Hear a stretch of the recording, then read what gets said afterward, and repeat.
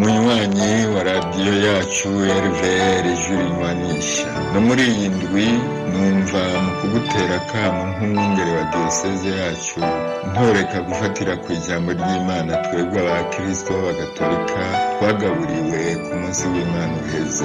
Uretse n'abagiye mu misa canke mu gihimbazo bakaryumva, muri mwebwe ntiyabuze kumbure n'abaryisomeye ukwabonyene. Tuyagira Yezu ahanganye n'ishetani mwosha kwimenyekanisha nk'umwana w'Imana mu buryo yenyene imurangiye, hanyuma nawe akayitsindisha ukwisunga umuco w'ijambo ry'Imana. Impera n'imperuka iyo shetani yubahutse kumwosha ngo apfukama isenge, yayiyamye agira ati gwa hiyo wa shetani we, kuko handitse ngo uzosenga umukama Imana yawe uyikorere yonsa. Nta uyobewe yuko ukosha nabi kwama kutugeramiye twese, kurimwo mu biranga ubuzima bw'ikiremwa muntu. Burya ukwigira umuntu k'umwana w'Imana rero ntikwabaye ukwiha umubiri gusa mu nda ya Bikira Mariya, kwabaye nyabuna n'ukwemera guca mu biranga ubuzima bwacu byose, mugabo atigeze acumura kugira ngo abivura akabi k'igicumuro. Ni waba rero wemera Imana cyane cyane ukaba uri umukristo nkanje, akaramuka hagize ugushaya ko maze nawe ukumva woshwa kumwihora, uribuka ko ari bisanzwe, mugabo kandi ko iyo nyosha mbi uhamagariwe kuyitsindisha ububasha bw'ijambo ry'Imana. Uze wame uhungira muri ubwo bubasha, maze impera n'imperuka wiyame sekibi ugira uti gwa hiyo wa shetani we, kuko handitswe ngo nkako nimwarekurira abandi ibicumuro byabo, so wanyu wo mw'ijuru namwe azobarekurira.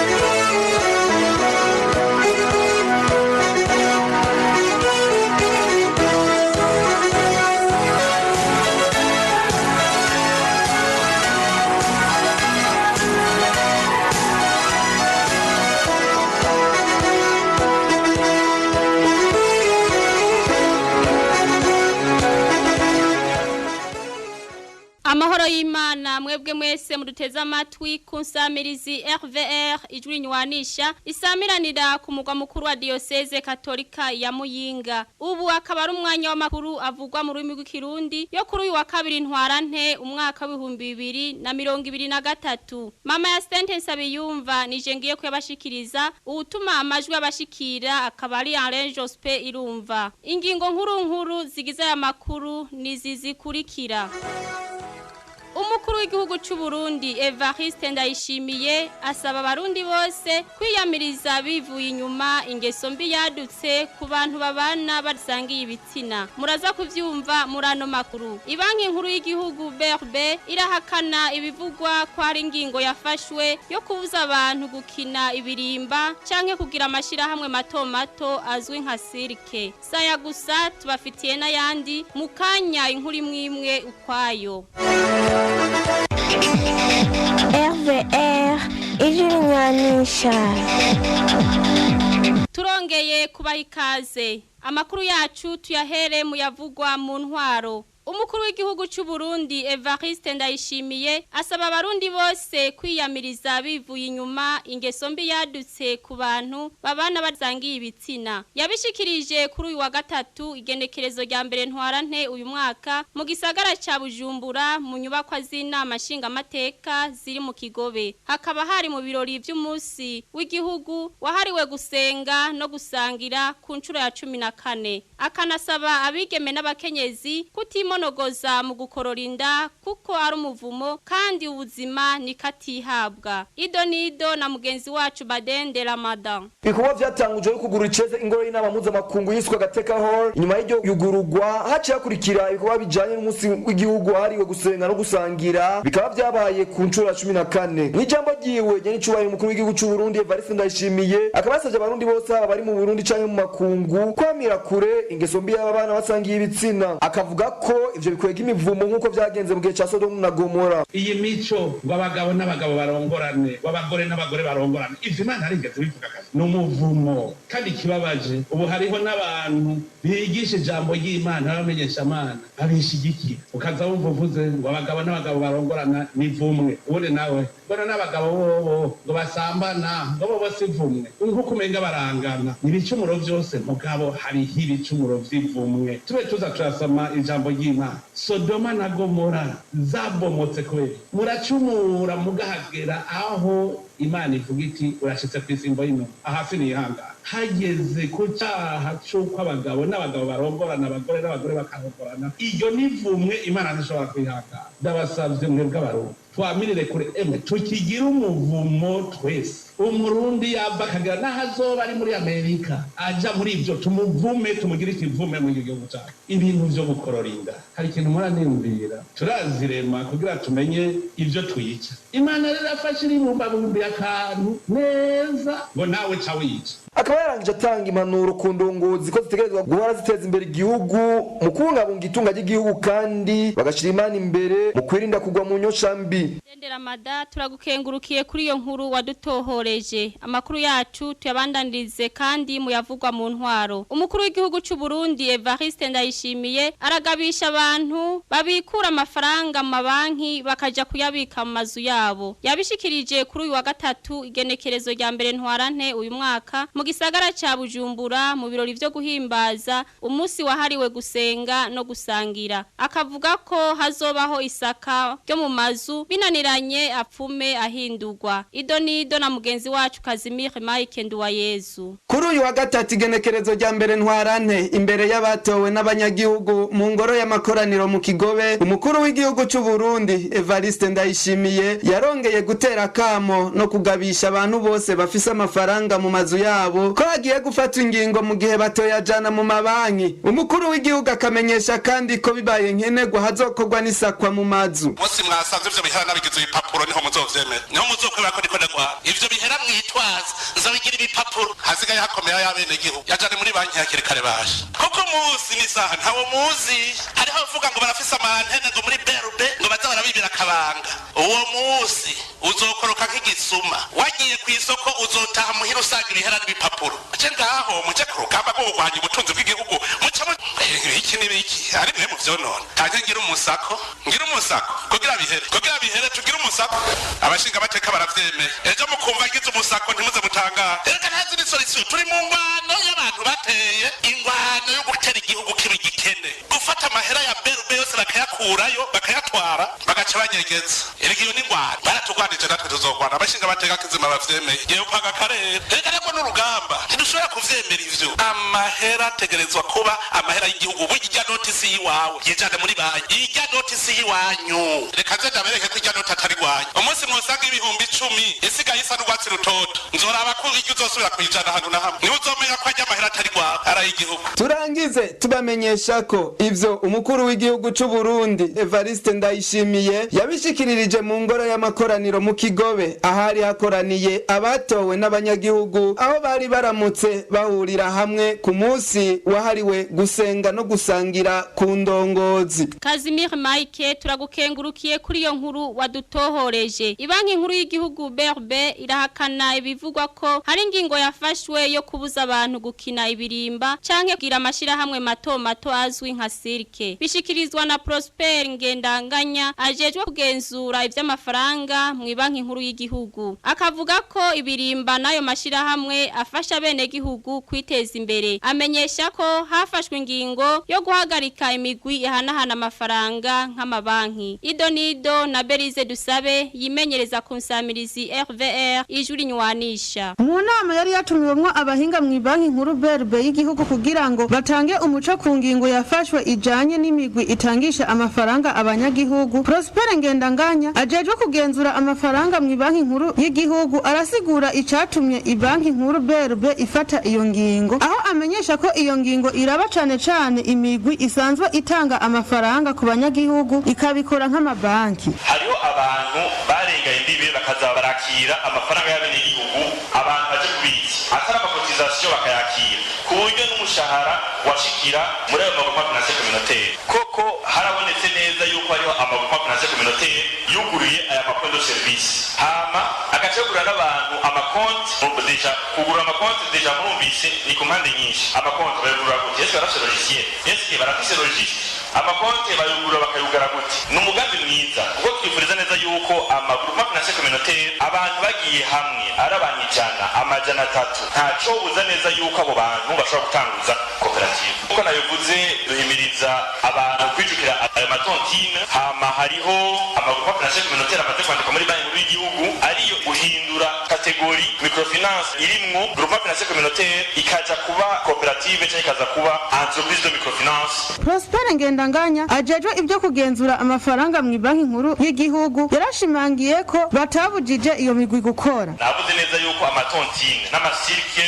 amagroupe d'entraide amabisele atabujijwe nta yindi ntumbero nimwe yatanzwe n'abantu b'igihugu atari no kuvuga ati ngo kujuragiza abene igihugu ngo ama association afise amakonte yose no mabanki cyangwa microfinance yose agiye kugagwa nta ngingo nimwe izifatwa n'abantu b'igihugu inama ikaba yarangiye abakenyezi hamwe n'abandi bose bari mu migwi itandukanye yo kuziganya no kugurana na sirke canke abakina ikirimba baronse umuco kuri iyo ngingo yafashwe ni banki nkuru y'igihugu BRB RVR ijwi rinywanisha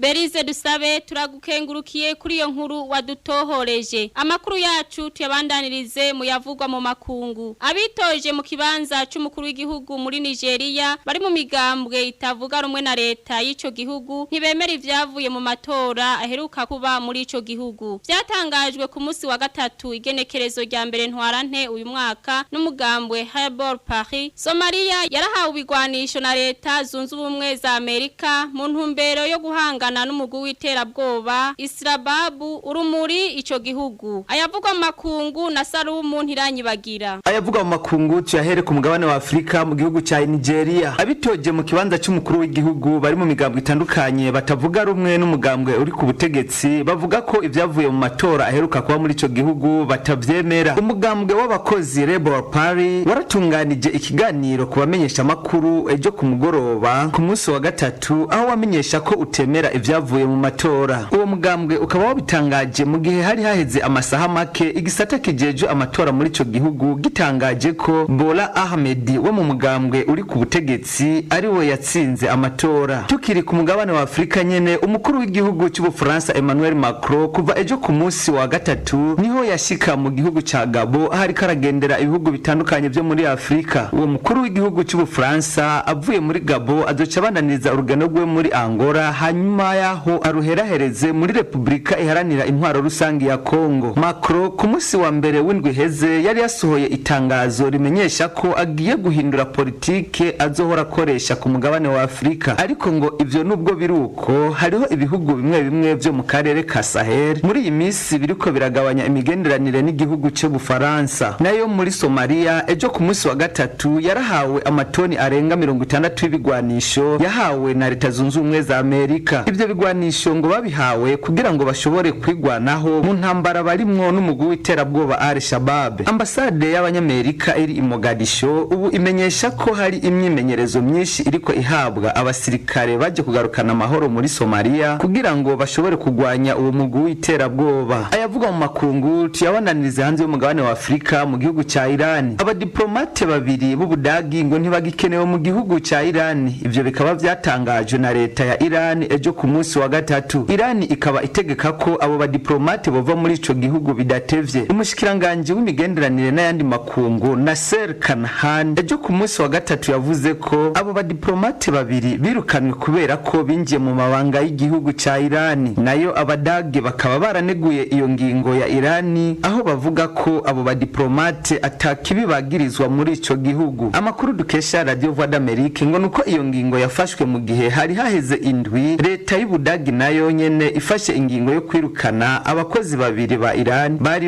i Berlin mu gihugu c'Ubudagi. Salumu Ntiranyi bagira turagukengurukiye kuri ayo yose avugwa mu makungu wadutororokanirije nkuko twabigize umugenzo kwino samirize yacu RVR ijwi nywanisha amakuru yacu tuyarangirize kuri haguruka ukore. Nta Kimazi Philippe n'umushinga ntahe aba ku mutumba Muramba komine Buhinyuza intara ya Muyinga akaba akora umwuga wo kubarira akaba kandi avuga ko ataruhombo birimwo ivyo akora akaba ahura n'intambamyi z'ibikoresho kuko iyo bipfuye biva kure agahanura abakiri bato ko bo kwiga umwuga wari wo wose kuko ni ngirakamaro. Haguruka ukore yuno musi twikesha mugenzi wacu Badendera Mada. Jewe nitwa Nta Kimazi Philippe ibi navyo byanje mubona ni ntunzwe n'umwuga wanje wo kubarira. Ibi byo kubarira ukuvuga birateza imbere buke buke iyo ukurikiranye umwuga ntushobora kubura agasabuni akunyu kandi ushobora kurara inyota n'imbuso mutusoma. Jewe nta bindi novuga byo babirenga ngaho ukuntu byatanguye. Jewe byatanguye kubuza mu vyimviro vy'iwanje byo kushaka umwuga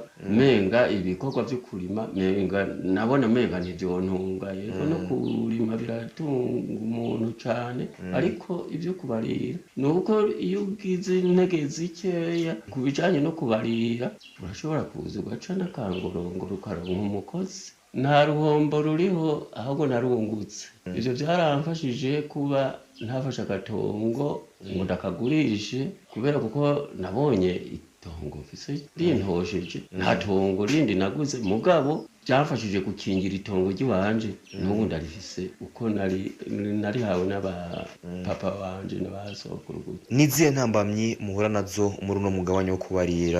Iyo umuntu atagwaye ntambamyi nuko ngira ngo ivyuma gusa bikunda gupfa aho urumva iyo bipfuye nturonka ico ukoresha kuca urondera ibindi vyuma cyangwa ukagira gute zindi ntambamye n'abasomeye baje bakakwiye. Muri kano kanya ni kihe kintu wohanura canke wosaba abariko baradukurikirana? Ico nohanura abo bakiri bato bakibona bakiri bato boja bakiga umwuga uzamura turose twuma dukomeye kuko ivyuma kenshi birakunda gupfa ugasanga turabuze n'icuma bakatubwira ngo gituruka i Bugande ngo gituruka he tukabura uburyo bwo kuhashi. RVR ijwi nywanisha. Badendera Mada turagukengurukiye kuri haguruka ukore waturondereye. Nino ngaha turangirije amakuru yacu avugwa kuri no musi ariko kuba dufatiye hagati mudukundire tubasubiriremwo ingingo nkuru zari ziyagize. Umukuru w'igihugu cy'u Burundi Evariste Ndayishimiye asaba abarundi bose kwiyamiriza bivuye inyuma ingeso mbi yadutse ku bantu babana basangiye ibitsina. Mwavyumvise muri aya makuru. Ibanki nkuru y'igihugu BRB irahakana ibivugwa ko hari ingingo yafashe yo kubuza abantu gukina ibirimba canke kugira amashira hamwe mato azwi nka cirque. Turabakengurukiye cyane mwebwe mwese mwaduteze yompi. Mama Hyacinthe Nsabiyumva na yabashikirije fadikanije na Alain Jospe irumva mu buhinga bw'ivyuma uwarayahagarariye akaba ari Jean Paul Nsabiyumva. Mubandanye mukurikirana ibiganiro bica ku nsamirizi RVR ijuri nywanisha mugira umutaga mwiza murakoze.